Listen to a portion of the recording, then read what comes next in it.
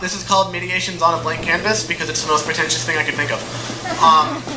I knew this guy once, 35 and already balding, and he's in jail now, but once he was a family man with a white picket fence and a pretty wife and 2 kids both in preschool, and he was this all-American kind of guy with subscriptions to ESPN 2, 3, and 4 and a real grizzled down sense of himself. And anyway, one day he got disenchanted with his go somewhere, be nobody, white-collar, whitewash, middle-income job description, and so he quit his job and growed his hair and started talking about being an artist. And so after locking himself up in the garage for days and days and weeks on end, he emerged with a short story manuscript, 23 pages long, double-spaced and stapled twice, because he felt like the first time it didn't quite staple enough. And so he showed it to his wife, who taught English at the high school and who wrote stories about middle-class disenchantment in her spare time. And he gave it to her, and he nodded at the red pen on her desk, and he asked her to give it a once-over.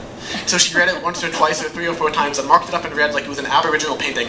And when he asked her how she was, she said, "Yeah, it's good but self-indulgent. There's lines and sentences and pages and whole paragraphs even that feel largely irrelevant to the overall narrative." And when he asked her what that meant, she said, "If you want to be a great writer, you'll have to learn to kill your babies." Which meant, of course, that he'd have to learn to take out lines that he liked that didn't contribute to the overall organic unity of the piece. But he was short-sighted and literal-minded, which is part of why he never would have made a great writer anyways. And so by the time the cops finally responded to his wife's frantic, frenzied, panicked 3 a.m. phone call, he was already on his knees in the bathtub with the tub overflowing and 2 limp bodies by his side. And that is a dark story with a twisted little fucked up punchline that is less wordplay than it is word torture porn. And anyways, that is a story that I made up for the purposes of this exercise and that I'm already feeling guilty about sharing. Which is of course a counterintuitive thing to say because obviously this is all prescripted. And all you can do and all I can do is hope to God that nobody out there likes wordplay enough to play with it in the way that that guy did in that story I just made up. And if you're in the crowd now, that means that you're probably in some way amenable to the playing of words and to the construction of these occasionally elaborate but frequently base and cringeworthy puns.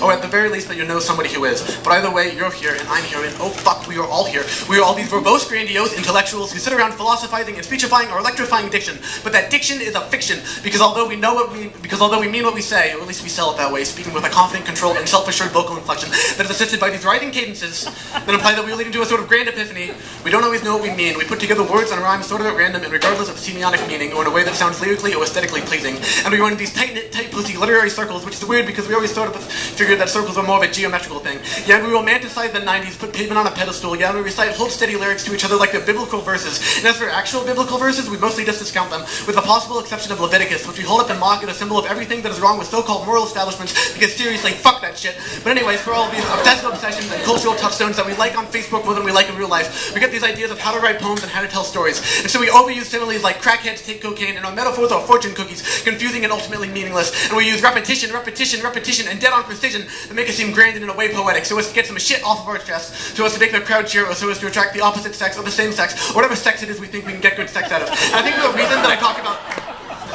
reason that I talk about girls so much when I go up here is that when I open up a blank Word document to write one of these, that blank document looks an awful lot like a blank canvas. Yeah, and that's what a girl told me once that her body was. A blank canvas, do whatever you want to me. And I was young and inexperienced, so I mostly just kissed her neck, but I figure if I wanted to, that I probably could have fucked her. And the idea of fucking someone is sort of a nebulous concept to me, analogous to dying or ascending to heaven or achieving enlightenment or farting in a tornado. And I wonder if it's obvious, or at least more obvious than I'm making it currently, because when I showed a buddy of mine this manuscript I've been working on, she said, yeah, it's mostly pretty alright, you got an ear for dialogue, but you're right, your sex seems like a virgin. And when I asked her to elaborate, she brought up this pet concept of mine that I call the virginity song theory, which states basically and scientifically that every person on Earth has one song in particular that they'd like to lose their virginity to.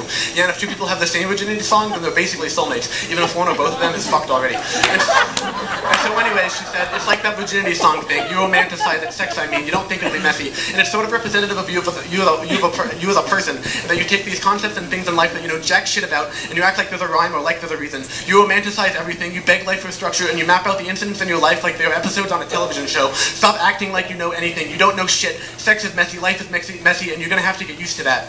Despite that pretty harrowing takedown of myself and life philosophies, mostly I just found myself striving to write those sex scenes better, because when you're desperate to make the whole being a writer thing work, you take all the advice you can get and fit the more reflective rest into a sort of purgatory wastebasket inside your own brain that you promise to yourself that you'll come back to when you have the time. And maybe that's not everybody, maybe that's just me. Probably that's just me, probably I'm projecting. I wish I could project to you just how probable it is that I've probably just been projecting throughout this self-indulgent, self-critiquing, self-actualizing performance without performing. And I am sorry about the projecting, and I am sorry about that dead baby joke, and I am sorry that this was so long. But I figured out probably I just never learned to kill my babies. Thank you all so much.